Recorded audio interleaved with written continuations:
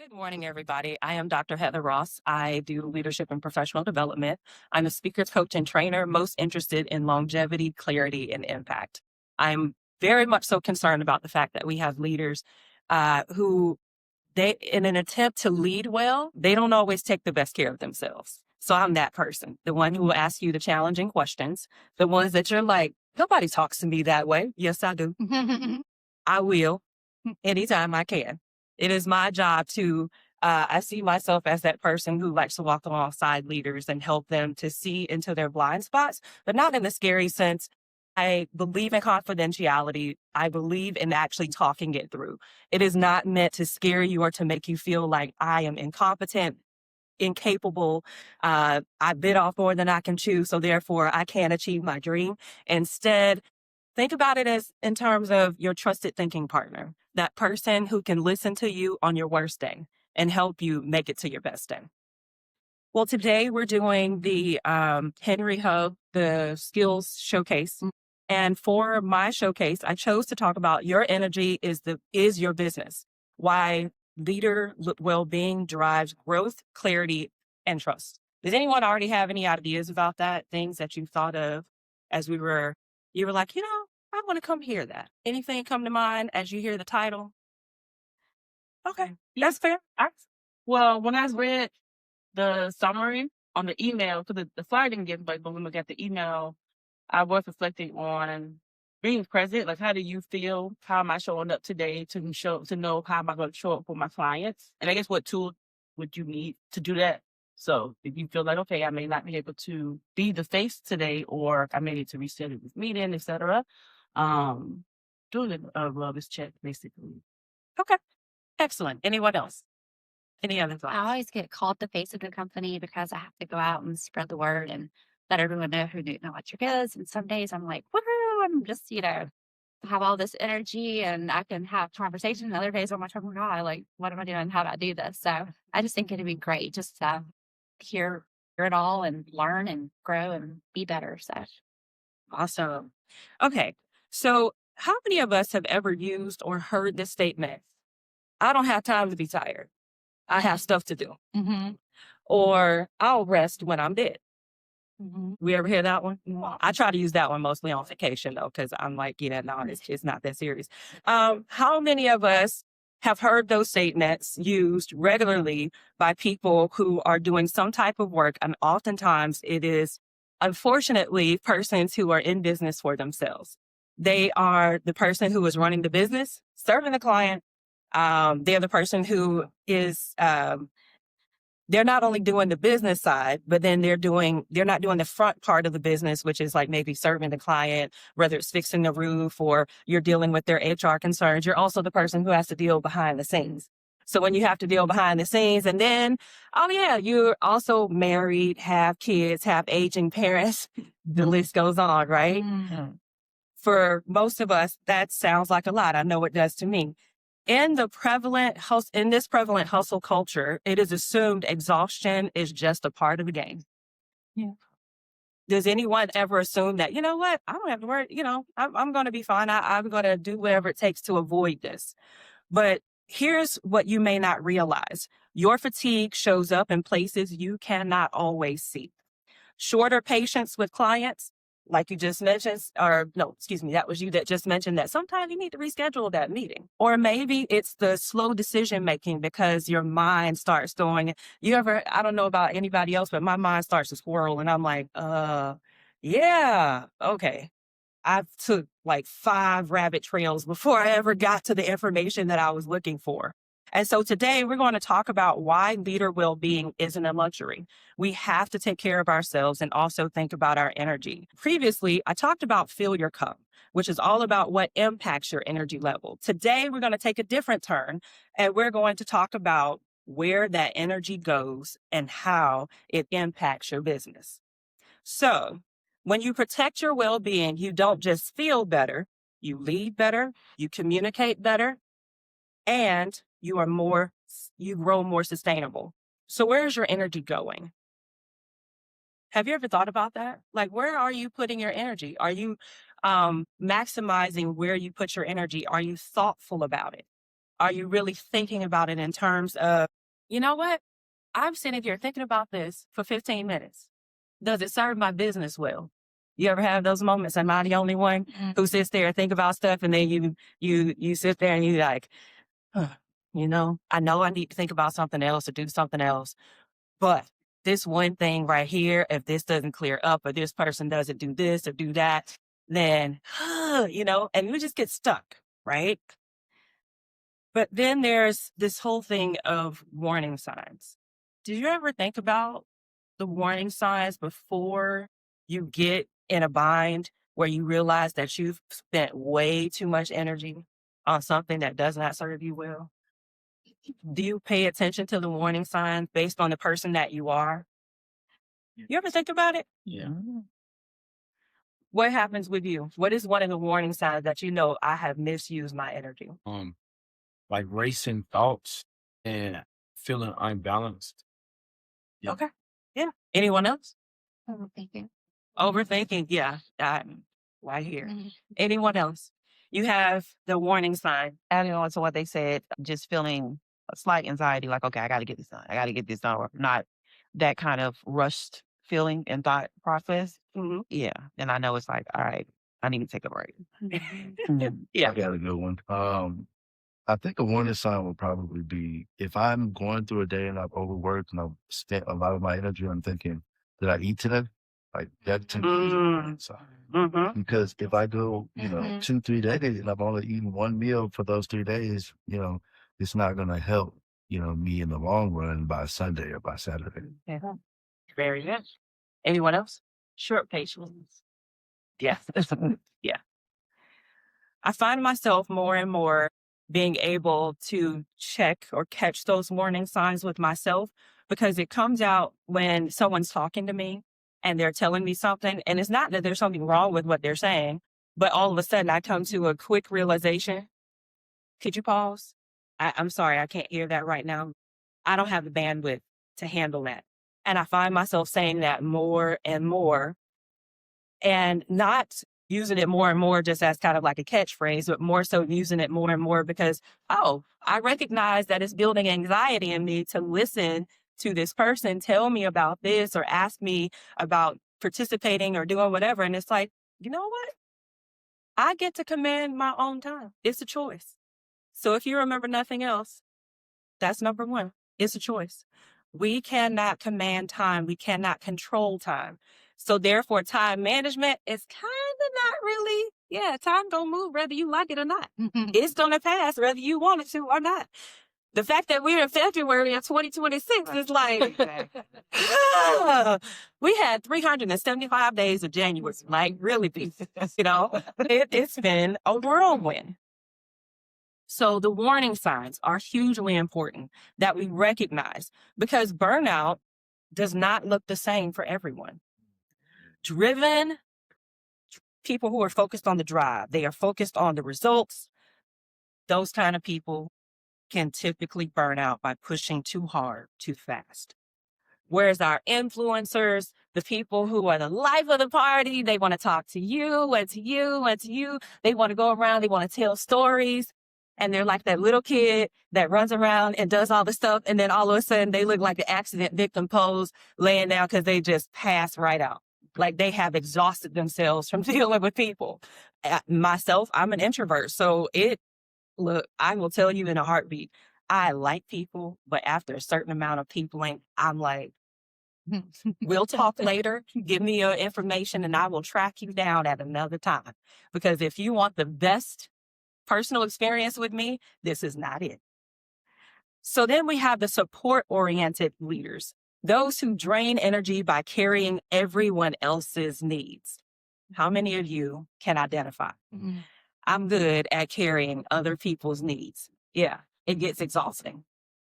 Or you're the clarity person, that person who likes to calculate stuff, want to know how long, how far, how much.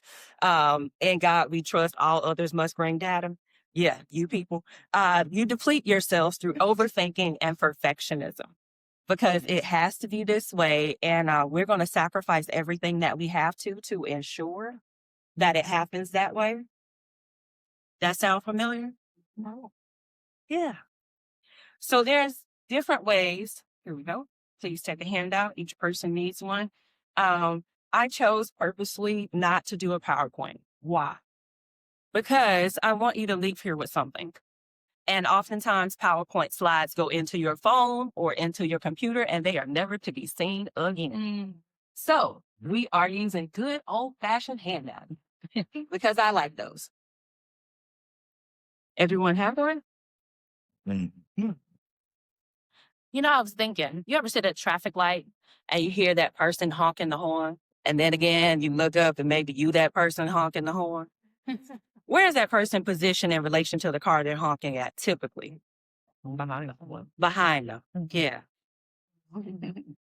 Leadership is like that. The people who can tell you the most about how you lead and how you really show up, they're typically behind you. They're not in front of you. We put on a good face for the people who are in front of us, and we tend to not ask questions, the right questions of those people behind us who really see us, those people who are closest to us, who can see the front, the side, everything. They saw you before you got up there. They know what you're like when your hair's standing on end. Like, those are the people who can really help us understand our warning signs. They can help us know, like, you know, I never told you this, but whenever you are about to do something or make a bad decision, you have this tick. You do this. Or whenever you're upset, I know you're upset because you don't do this. Does everyone know who that person is in your life who could do that for you? Who can speak those things and tell you, and you can listen and hear them? That's the other part. Because it doesn't matter if they can say it. If you can't hear it, yeah, it's a problem. So I'm going to ask that question again. Does everyone have that person who not only can say those things to you, but you can hear them and appreciate what they have to say? Do you have that person? I got this question about that. Yes, sir. I think delivery is key, you know, when it comes to accepting feedback, you know. So I think we all hear those feedback. I don't know if those people always deliver in a way that we can actually respond to. Excellent. I think it's also timing too. Yes. Because I've experienced it myself with somebody. Delivery was fine. And then somebody else said the same thing. And then finally, I was like, oh, okay. It's also timing and where you're at and ready to receive what they're saying too. So I think it's a combination of both. Excellent. I got another one. It could also be who's it coming from too. Very Because true. somebody can tell you, like I could tell my son about basketball, and then he meet one of my homeboys that's played overseas, and his ears perk up. I just told you. Yeah, you don't count your dad. You're not a basketball player. Right. Anyone else? Okay. Because we're doing great on time. All right. So under awareness on your sheet, again, I want you to leave here with something. This is not meant to be like, oh yeah, I heard this great presentation, and you like I injected that word great, right? But I heard this presentation and yeah, I didn't do anything with it. Yeah, no. We don't waste time like that, especially not at 8 o'clock in the morning. So under awareness, oh, thank you, Cynthia. In the past 2 weeks, where has your energy been most depleted? Under awareness, in the past 2 weeks, where has your energy been most depleted? What has basically sucked the life out of you? Where have you spent too much energy, too much time, given too much thought? What is that for you for these past 2 weeks? Is it decision making? Client conversations? Follow up and boundaries? Visibility or marketing? Managing uncertainty? Feeling like you're carrying everything alone? Just to give you a few more ideas. Awareness is important. It is important that we are aware of where we are with our energy and what we're doing with it. So I have a question for you. In true Cuban fashion, every question has multiple parts. Don't worry. Would those following you and closest to you agree with your answer? Would those following you and those closest to you agree with what you just answered? Or would they add to it? Would they take away from it? Would they tell you, I don't know what you're talking about. Did you see how you treated Miss Jones the other day? Like, what would they say?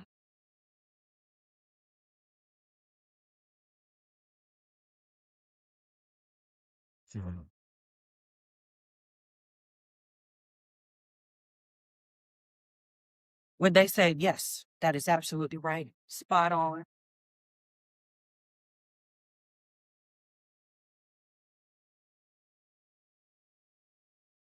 Different leadership styles drain and restore energy differently, just as different forms of challenges drain your energy differently. See, what's a drain for me, like peopling way too long or multiple days in a row, for other people, that is heaven. They're like, oh my gosh, I met so many wonderful people. I went here, I went there, I talked to this person. Oh my gosh, did you meet Susan? Susan was wonderful. And I'm thinking to myself, like, yeah, I saw her across the room. By the time she came in, I was done. I had met all the people I was going to meet. I didn't need to talk to anybody else. Yeah, I saw you sitting in the corner. Are you okay? I'm perfectly fine. People watching, having the time of my life. Everyone gains energy and loses energy differently. And that is one of the things, too, that can make it kind of hard sometimes when we work with other people because we never talk about it. We're like, why isn't this person contributing to the group? Why isn't this person working as hard as everybody else? That is according to your observation. But in their mind, they may be contributing to the best of their ability given the task or what it is that they're allowed to do or the instructions that they were given or who they're married to. Yeah, don't forget this works at home too. So how does energy drain show up in how you lead or communicate? How does it show up? Do you talk faster? Over explaining or under communicating? You know, some of us, when we get tired, we just stop talking. Avoiding those difficult conversations. Like, so we just go along to get along because we don't even want to talk about it. Second guessing decisions. Like, you done read their proposal 50 times, just go ahead and turn it in. It's not going to change. Feeling on all the time. You never get to shut down. Or spending excessive energy on something that doesn't require it. You know, those people who vigorously clean when they upset. They just, you know, they get all of the spots out now. The ones that they didn't even know were there before. So in front of you, you have a graph. And you can either use bars or you can use dots. It's up to you. I want you to, at each one of these times or whatever, if you're a person who gets up super early and goes to bed, whatever your scale is, you're welcome to change the numbers across the bottom. That is time. And I want you to have the bar go up as far as you need to represent how your energy is. I'm going to do mine right quick. Everyone, plot your energy. Where are you at? This is a rough representation of how mine looks. Yes, I know. I'm taking you back to whatever area of school. What? Because we know that there are different things that drain. We know there are different things that build us up. We know that there are ways that we are able to see warning signs, and sometimes other people can see it better than we can, right?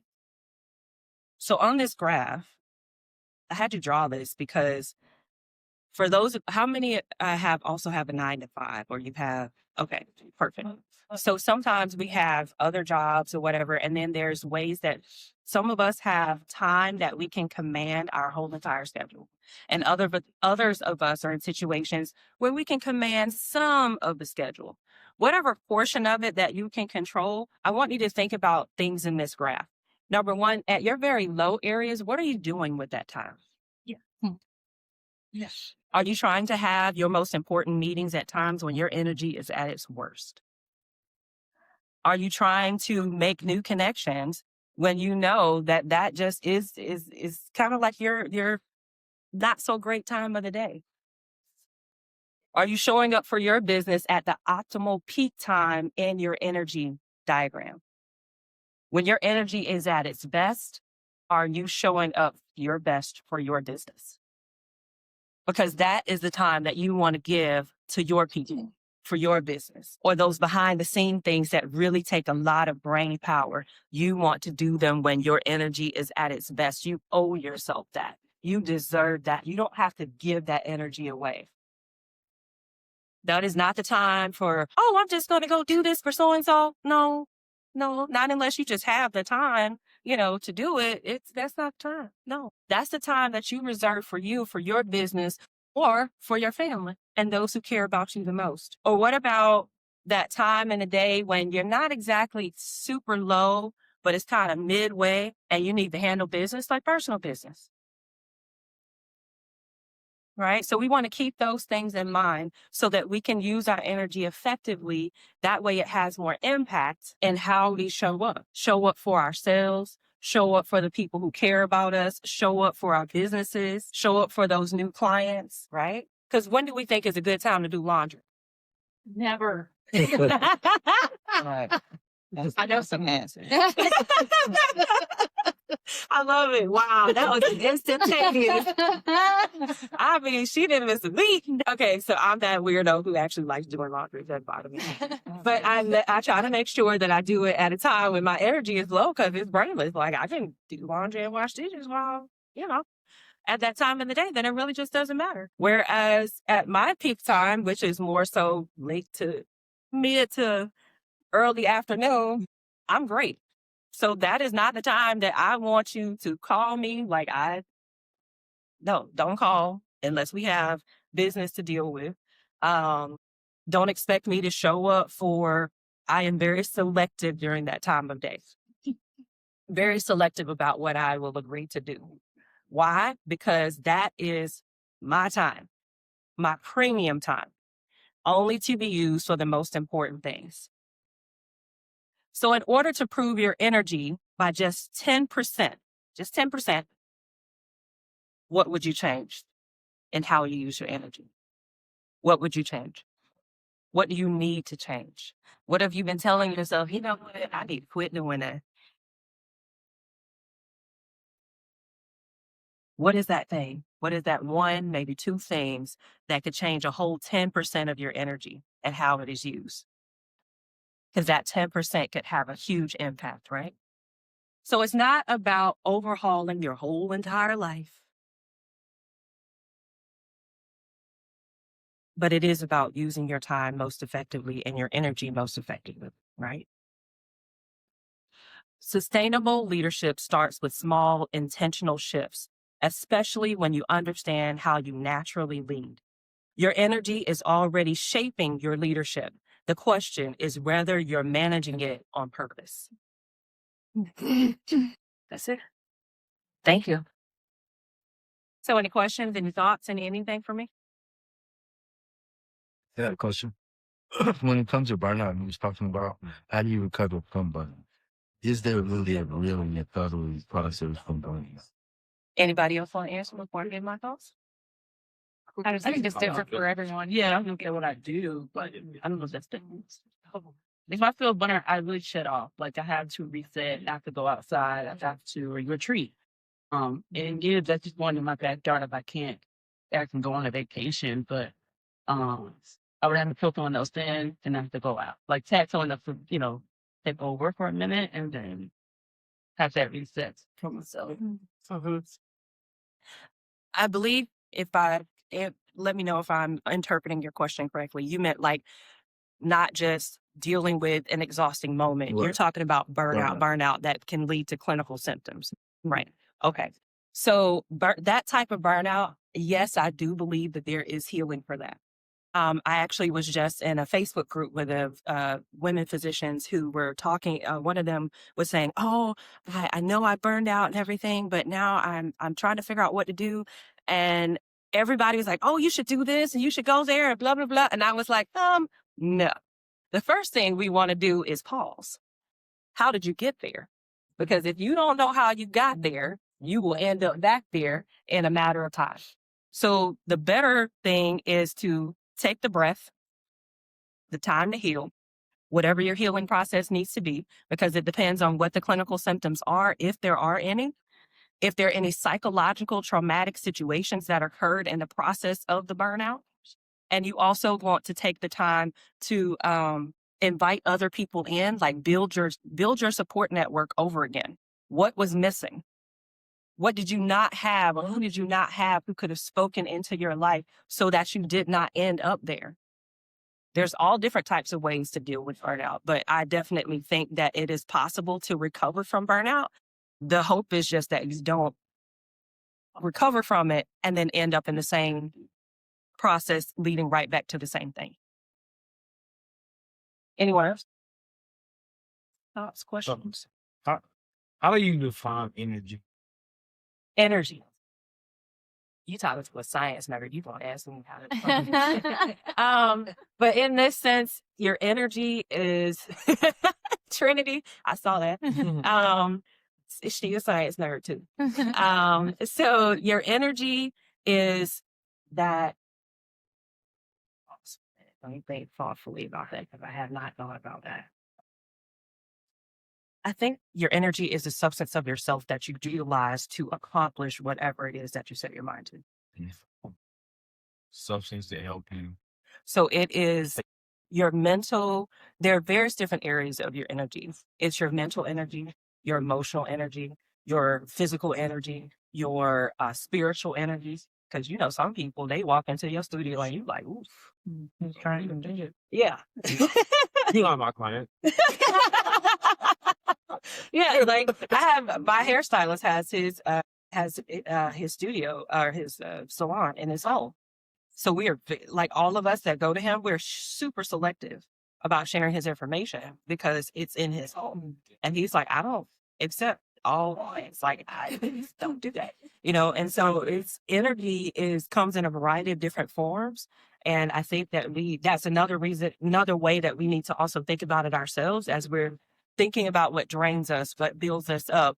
What is building you up emotionally? What fulfills you spiritually? What is making sure that your physical needs are met, not just your eating food, but are you resting? I actually talked to a leader about, I guess that was about 6 months ago. She and I had this like brief conversation and she was like, I don't know how to rest. How many of you can confess that you're the same way? I used to be that one. Used to be. Yeah. We don't know how to rest. I mean, I do. I can teach you. Oh, I know how to rest. But resting is so important. We were not created to be upright, doing stuff all the time. And can I tell you a secret? If you don't do it, the world will not stop turning. It won't. I know it seems like it will sometimes because it seems like, oh my gosh, if I don't do this and I don't do that and I'm not here and I'm not there and I don't show up for these people, oh my goodness, you're going to be all right and they will too. The world will keep turning. Those people are still going to be in need, unfortunately. And if not, you will catch them next time because you know what? They know more people than just you.